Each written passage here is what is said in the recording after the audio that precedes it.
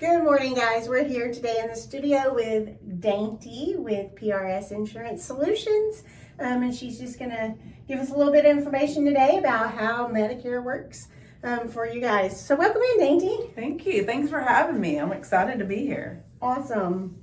So just off the bat, just tell us a little bit about what you guys do. Well, I am an independent broker here, licensed in Texas, and I work all over the state, but mainly in the Houston metro area.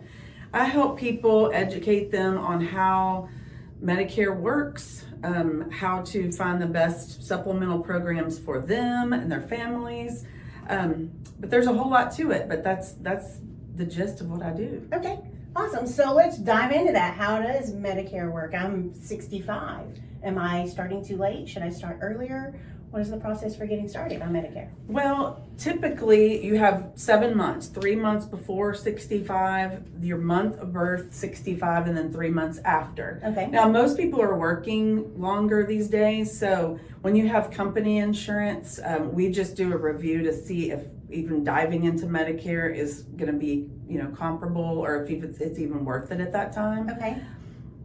Perfect. So what does Medicare cover for some people? And what is the difference between Medicare and Medicaid? A lot of people don't even understand that. Okay, let's start with that. Medicaid is a state program. Okay. It's income-based, so, there's certain requirements. They change all the time of seeing if you're eligible for those state benefits. Medicare is federal, Okay. and you've paid into that. You've got to work for 40 quarters or 10 years total, or have a spouse or something like that you could draw benefits from. It is heavenly as far as probably the best health insurance you've had. It's 80% of everything that Medicare allows. Now, the biggest thing, that's hospital, doctors, things like that. It does not include prescriptions, which is required, or you'll have a penalty. So that's something I come in and help you make sure that you have that covered. It's 80% of everything. I mean, the deductible's $240. Wow. I mean, that's amazing. Now, where I come in is the 20% that it does not cover has no limit or no cap, no maximum. That's dangerous as far as if you have a major surgery, you're at full 20%. I mean, I've seen people go bankrupt. It's awful. So I come in and help you fill in that 20%, whether it be fully or just partially, to put a cap on it. There's many ways to do that. So I work with all the companies, so I can help you do that. Okay, awesome.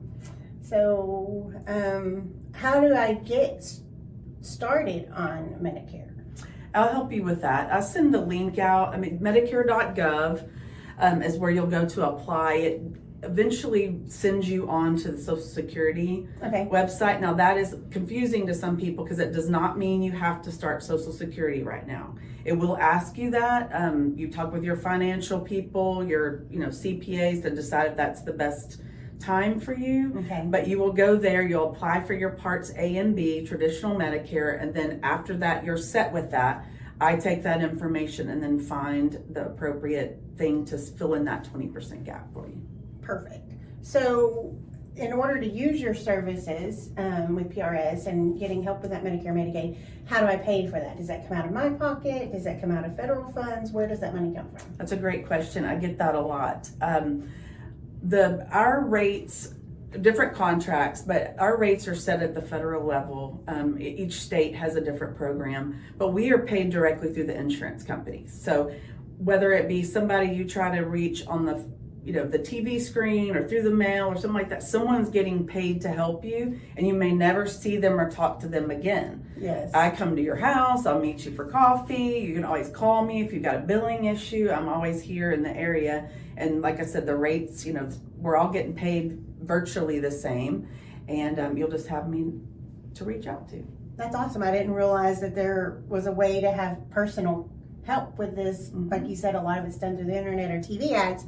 So it's really wonderful that there's a point of contact.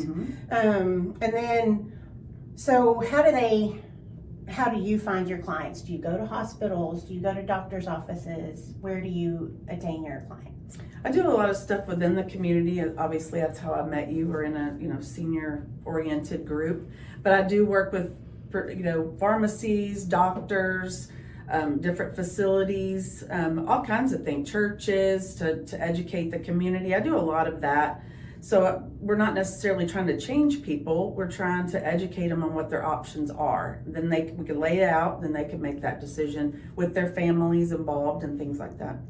I love how you said you like to educate them and getting their families involved, because I know a lot of times when a loved one's in the hospital or just, as they get older, we want to make sure that we're there as a second set of ears.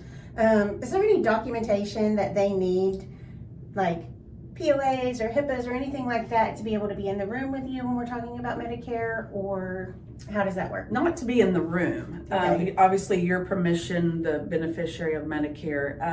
As far as signing documents and things like that I would need to execute, obviously POAs have to be done, or be done. But as far as to have the conversation, no. As long as the beneficiary themselves is okay with it, I can talk to them. Okay, and just to clarify, POA is a power of attorney for that other person to be able to have that conversation. You will also need a HIPAA form if your loved one is incapacitated in some way, because even though you have that POA in place, it doesn't necessarily give the doctors permission to release that information to that loved one.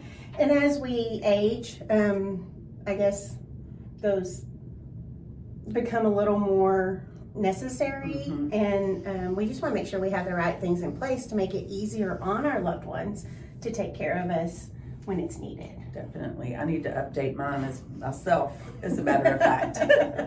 But yes, and they do expire in time. I know that I haven't looked at the dates recently, but always just check, and we've got contacts that can help you with that as well to make sure all your documentation is appropriate. Great. So I know that there's some changes coming up. Would you like to touch on that? I'll touch on it. I've been doing this a little over 10 years. I'm a broker, so I work with most of the different companies. These are the biggest changes I've ever seen. Prescription drugs will be capped at $2,000, and it doesn't there seem will like be, a whole lot. It's not. It's part of the Inflation Reduction Act. There was a piece of that passed in 2022, and it is now going into effect. Now, with that, there will be obviously changes within the programs to be able to accommodate that reduction in prescriptions. So everybody needs to do a review this year. It's all complimentary. I've got people helping me with this so we can accommodate, the numbers of people that are going to need to do the review. But it's always smart. Otherwise, in January, you're going to get a big surprise if your prescriptions or doctors have left your program because of these changes. So just reach out.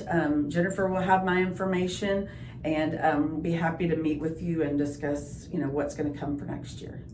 Awesome. So is there anything that you feel like I've left out, or anything else you want to touch on while we're here?